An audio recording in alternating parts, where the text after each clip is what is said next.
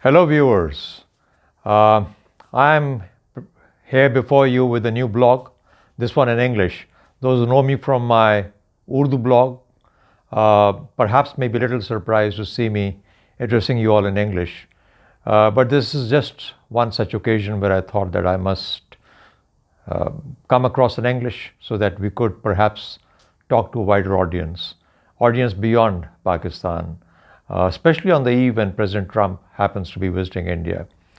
It's a big moment for South Asia. It's a big moment for India, and to therefore and for the President of the United States of America to be able to make a visit to India, especially in an election season when he's so busy, and he should perhaps be convincing for his upcoming elections in November. But there you are. We have President Donald Trump visiting India, and so therefore the hype and the excitement that goes along with the presidential visit is very much obvious. Couple of things that we need to keep in mind, and of course you've heard this from Indian channels and Indian TV blogs and other blogs, video blogs, which have mentioned that if earlier in the first till about 2000 or till about 1980 or something, you had 3 presidential visits from the United States to India. Since the year 2000, this would be the 5th presidential visit from the United States to India, which of course the Indians tend to identify with an increasing convergence with between the US and Indian interest. So thus, this is coming up as an important point, and especially for a president like President Trump, to make a visit at such a critical moment and critical time for India is especially quite a unique moment for them, for various reasons, and I'll come to those a bit later. But let's first talk of the reason why there have been 5 presidential visits since year 2000 till now, and President Trump being the 5th one. Obviously, 1989 was the end of Soviet Union, and therefore the world got separated or isolated or relieved from 2 bloc security alliances. India, without having been a part of the Warsaw Pact or the Soviet Union-led alliance, was still very much into the group of the Soviet Union, and most of its military hardware and other support facilities came from Soviet Union, which is now Russia, of course. Keep in mind that India and the Soviet Union had a security treaty signed, a defense treaty signed, also just prior to 1971. So there were linkages which held India back and would not permit India to move towards towards US. Also the fact that the US itself was very wary of India because of the fact that of socialist outlook and of course their very close relationship with Soviet Union meant that for all practical purposes India was in the camp of Soviet Union. So since that got eliminated and India became free of its encumbrances, it had the flexibility to now approach the US, and the US also found an equally interesting and something to pursue in terms of creating a relationship with India. What is now being touted as a more strategic convergence between India and the US is essentially related towards China. We all know that, and India offers itself as a counterweight to China and Asia, and that is what perhaps India thinks entices the United States to India. United States has obviously also included India as a part of its security and commercial assignment or duties in terms of the Indo-PACOM, the Indo-Pacific Command, which was called the Pacific Command earlier, is now called the Indo-Pacific Command, which more or less pushes India into the direction of Bay of Bengal and further towards east, towards China, South China Sea, and therefore the Pacific Ocean. So that is the orientation that the US thinks India must have. So it is in that background that the US and India have gotten together as frequently as they have in the last so many years. There were other reasons as well, and we need to come to those very soon or very shortly. But just before that, President Trump is a very interesting president and an interesting character as to visit India. And just before he left, he tweeted, "I love Hindu." Now, if you understand, and I'm sure most of my viewers will understand, what does "I love Hindu" mean? He's just trying to perhaps identify with Indians in their cultural, religious definition without realizing that Hindu is a person, and this is a person without a name. He would perhaps would have liked to say, "I love Hindus." Perhaps that would have been more better sort of reflection of what he wanted to say, or "I love India," of whatever he looked forward to in terms of doing his business in India. But that tells you the distance that exists mentally between how President Trump actually perceives or conceives of India, other than few very defined avenues of interaction. So, welcome. India is welcome into the region, and I'm sure Indians are welcoming him with open arms. He was given a namaste Trump and sort of welcome in Ahmedabad, Gujarat. Why not in Delhi? Because Delhi seems to be up in arms today. He's likely to perhaps travel to Delhi tonight, and if that be the case, then what kind of Delhi is going to drive in? Because the street is up in arms as far as New Delhi is concerned right today. So anyway, so that is where President Trump, and this is from where President Trump is coming as far as his visit to India is concerned. Why would he do that? Obviously, there are interests, and those interests are far beyond the strategic convergence against China. These are interests of a bigger market. India has done very well for itself, and so therefore it obviously attracts a lot of interest of the countries that want to sell their equipment, whether it is military or do trade with India, because it's got a good market, emerging middle class, and so therefore there is that interest. But more importantly, the US wants to also offer India something that will truly and substantially pull India into its orbit. And in that, it is offering surface-based air defense system around the AMRAAM missile. And this is in competition with the S-400, which is obviously a Russian system, which Indians have recently contracted for. So against the S-400, the Americans are there to sell their own air defense system to India, the AMRAAM based. It's a good system, perhaps not as good as the S-400, but that is what the Americans hope that the Indians might fall for. So that is their first interest. Secondly, of course, there are trade problems, and I don't think those are going to be resolved very quickly, because India has applied tariff on some of the American imports, as has America done with some Indian steel, aluminum, and other stuff that goes out of India. There's about 140 odd billion US dollars trade between the two countries, perhaps big enough and not as big, but despite that, there are difficulties, and they do not expect to make great headway as far as the trade is concerned. What else is the US trying to sell to India? The US or the Americans have been trying to put up a fighter aircraft, and the Indians have recently gone for Rafale rather than pick up an American aeroplane or American aircraft for its Air Force.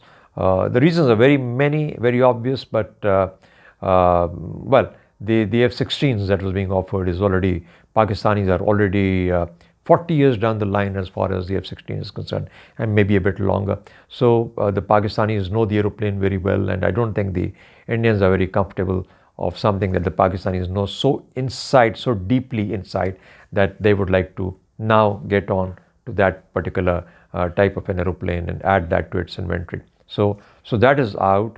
There have been some sales of Lockheed C-130Js because Indians have said that they have the Chinese border and they are a big country and they need to move their troops along very quickly from one side to the other. And I don't think the Americans had a major issue selling the C-130s to the Indians. And this was incidentally a first major American equipment that was bought by India, which of course the Indians seem to be pretty happy and satisfied with for the moment.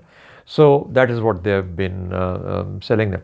Yeah, there's one more thing, and perhaps this is what defines a strategic convergence that is so loudly touted within the Indian quarters. And this is the nuclear agreement signed somewhere in 2003 by President Bush when he visited India on a short visit.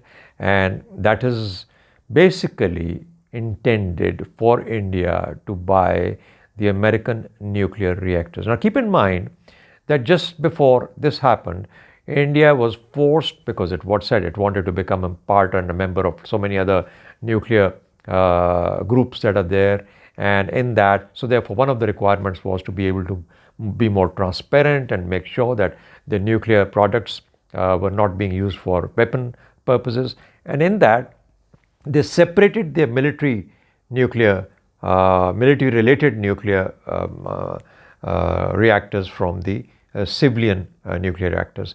Then keep in mind that the Indians have about 60 to 75% or maybe 80% dependence on coal for production of electricity. So obviously they are keen to balance it out, and they indicated and dedicated 150 billion US dollars over about 10 years or 15 years to purchase.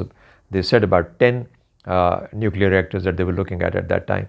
So in those 10 nuclear reactors, the Russians came in and sold them perhaps 4 of those straight away. The French were keen to do that as well, and the French are surely going to sell them something as well within there, because that is going to be the quid pro quo for the Rafale that the Indians have bought from them. So if they want to buy the Rafale, they must buy a couple of nuclear reactors. Now that leaves space for a few more, and that is where President Trump might be selling a nuclear reactor, a civilian nuclear reactor, to for electricity, for production of power to the Indians. And there is a possibility that they might sign a Westinghouse sale of a Westinghouse nuclear reactor to India as well during this visit. Now that isn't too much when you look at the convergences in the manner that they're supposed to develop.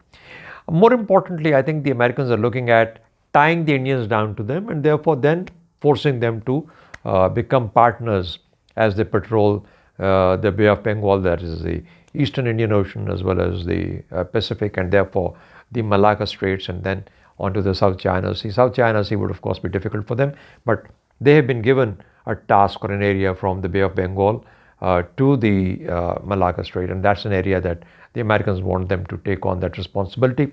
The US is looking at partners which can take over most of the responsibilities which the Americans have been doing for a long time, and India is willing to serve that role, which is fine. Of course, when President Trump comes in here to India for 36 hours, they used to come here, all the presidents used to come here for 6 days, 4 days, 3 days, but here he is for a day and a half, 36 hours really, and then he flies off back home. He surely is going to talk about what's happening in Afghanistan and how it would like India to keep its finger out of Afghanistan, because Afghanistan must settle down. It must, President Trump will also possibly talk to India of the dilution of the civil liberties within India, and how the Muslims are being marginalized, how the minorities are being marginalized. There have been attacks on Christians as well. So therefore, that is an area that President Trump is likely to discuss, perhaps in private with Prime Minister Modi, and tell him to ease off pressure within India on minorities, and especially the Muslims, because they happen to be in such a large number, 200 million or so. And of course, Kashmir will come into view as well, because President Trump will be clear in terms of suggesting to them that the Kashmiris have been incarcerated for over 200 days now, and it's giving a very bad press to the Indians, and therefore the relationship that the US wants with India becomes difficult to justify when you look at how the Indians are treating Kashmiris or other people within their own country. And that area will be obviously an issue of great discussion between President Trump and Prime Minister Modi. So essentially, that is what we're looking at. Obviously, the photographs at Taj Mahal and all that stuff. And someone was reminding me that Donald Trump had his own Taj Mahal in Las Vegas, so which obviously bombed, and therefore he had to sell it off. But the Taj Mahal continues to be there. And so here is the real Taj Mahal that he will have his pictures done with his wife as well as his daughter and the son-in-law. But that is the Orient for you, and that is uh, the charm of visiting the East, and that is perhaps also something that President Trump is not one of those people who gets fascinated with. Look at like I said earlier, I love Hindu means nothing. I mean, he knows very little about India, very little about this region. He tends to hug people into submission, and that is another way that he goes along meeting world leaders. Now, remember that the Western society and Western culture obviously doesn't like men hugging each other. People who hug, perhaps they will hug their girlfriends or wives or not even their sons. I mean, men tend to bump fists or chests or heads, but that is how men convey their affection for each other. But hugging really is not a part of how you establish a relationship, and it embarrasses a lot of Western leaders. So there is a photograph that is around, making rounds these days on the social media, which shows Prime Minister Narendra Modi hugging President Trump very, very closely. And President Trump has those looks, and the eyes are saying, what the hell is happening? What the hell are you doing? But anyway, that is beside the point. So there is that Eastern and the Western culture, and President Trump, I don't think, is the one who's so much comfortable in terms of the Eastern culture. But that beside the point. President Trump is here, and the Pakistanis, and the message from Pakistan, and this is perhaps one of the first blogs on President Trump's visit to India that is going to go out. The Pakistanis always welcome American presidents visiting India. The reason is simple. It gives greater security to India. India feels far more secure. Somehow they've been left out in this bromance between the Americans and the nations within, especially Pakistan, within South Asia. And this bromance is something that obviously is something that they've missed out on, and they really want to get into the act themselves. And therefore, the excitement level is very, very high, palpably high, whenever an American president visits India.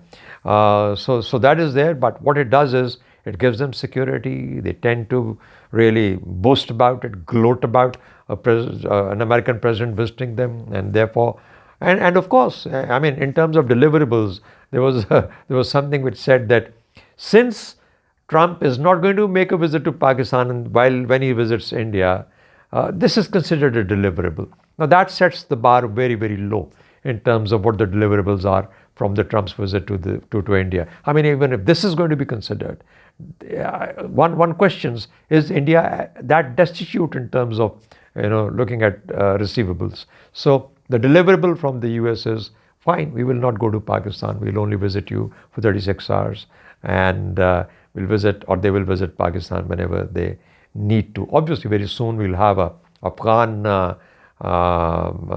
peace ceremony, hopefully around the 29th of February, and that should bring President Trump again. He may or he may not, or he may actually get people across to Washington to sign the treaty, but he says he's going to sign it himself. So really, there you are. There is so much that is happening within the region.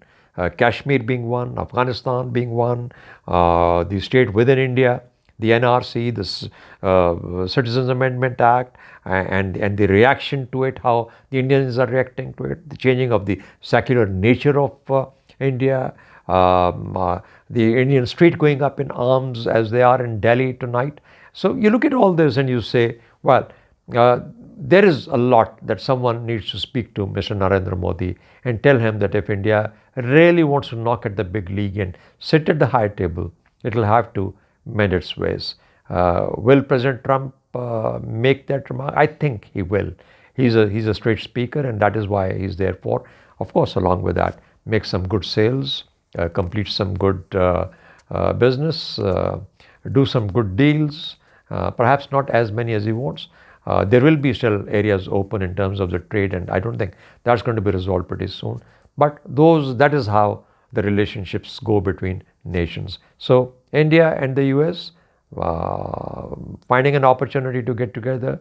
President Trump will be happy to run away back into the more safer, precincts of Washington, and Narendra Modi and his team and India will like to boast of this visit for days to come. So there you are. This is my first English blog. Hopefully, I'll keep up with it. I hope we get to spread it around and we see more people getting to view this. And I shall keep coming back to you with my English blogs as well as I do my Urdu ones for basically consumption within Pakistan and those who understand Urdu and Hindi in India. But that's about it for this evening. President Trump, I hope he has a good visit, and I hope India gets more comfortable and satisfied with the visit. And perhaps for the coming weeks and days, we can see some more peace in the region, especially Kashmiris need that. The Muslims in India need that. Those people up in arms against the Modi's fascist ways obviously hope to see that the Citizens Amendment and the NRC, etc., are somehow diluted enough to give India its soul back. Thank you very much. Thanks a lot. Please let me know what you think of it.